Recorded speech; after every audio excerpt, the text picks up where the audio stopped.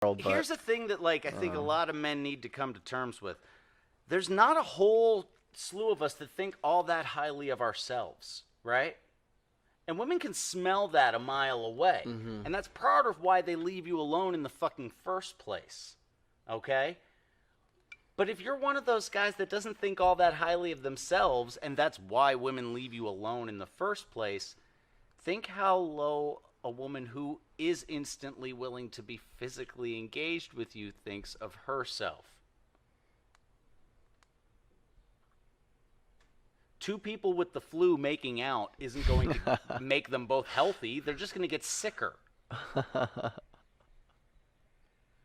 Every time. But if you keep making out and you overcome the flu together, there's something special there. Every once in a while through quarantine. That Lock shit can yourselves in work, a but a lot room, of times, sweat what it does out. that really turn into, though? Let's get honest about that. That turns into trauma bonding. Yeah, That's, correct. That's nothing to base a relationship in, because that's a constant roller coaster now. So instead of your fantasy bubble of the constant, now your relationship is based on whether or not the spikes and valleys are there. Mm-hmm. And if, God forbid, you have 3 good days and nothing's happening, which one of you is going to throw the glass against the wall? Mm. So It's not healthy. But how much during the 90s and up to the 2010s to present do we see the two broken people fixing each other? That's no. That idea gets pushed in how many movies, how many songs, you know? 2 Sickys don't make a Welly. Never happens. That's what I heard. Never happens.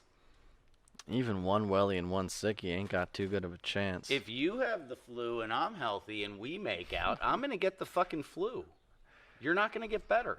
Man, that happened to me too. Physical representation of my scorn. Ain't that something? Isn't that something?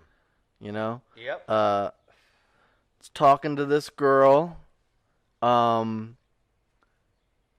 gassing each other up as you do with a new woman. She's got a little bit of a cold. I don't mind. She's got a ticket to ride. I don't mind if she's a little ill.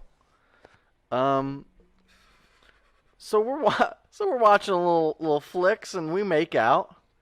The next day she says she's got to break it off. It can't be a thing. Well, by that evening, I felt the fucking flu kicking in, and I said, "Son of a bitch." Not only did I not get the gal, she gave me the sickness.